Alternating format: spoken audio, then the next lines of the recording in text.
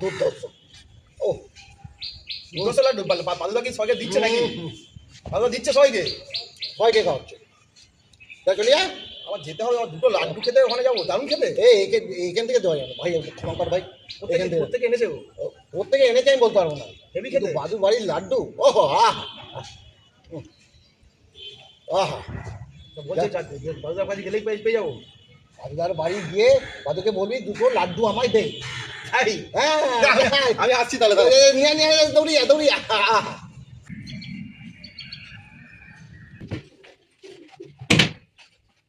আরে বল্টু,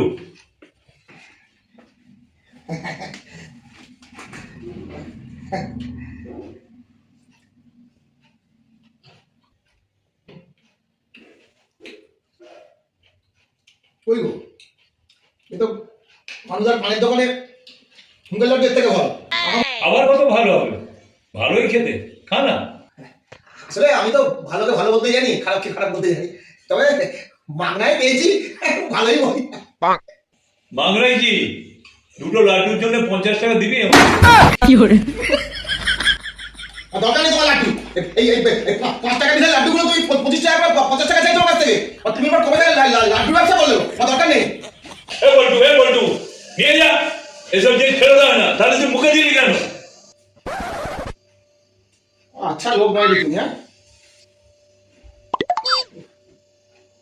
50 টাকা একটা বেরোচ্ছে না।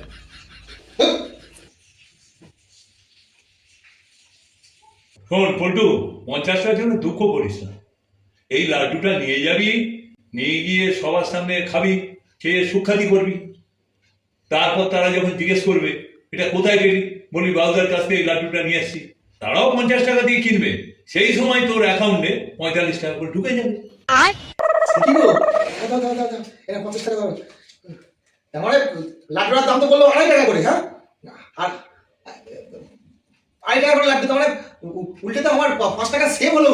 এটা তো বাজারে কিনতে গেলে 5 টাকা 10 টাকা 5 টাকা লাভ। এখন তো 2.5 টাকা পড়লো, এরপরে দেখবি এই লাড্ডুগুলোর দাম তোর কাছে 5 পয়সাও পড়ছে না। কেন 5 পয়সা করে পড়বে না কেন?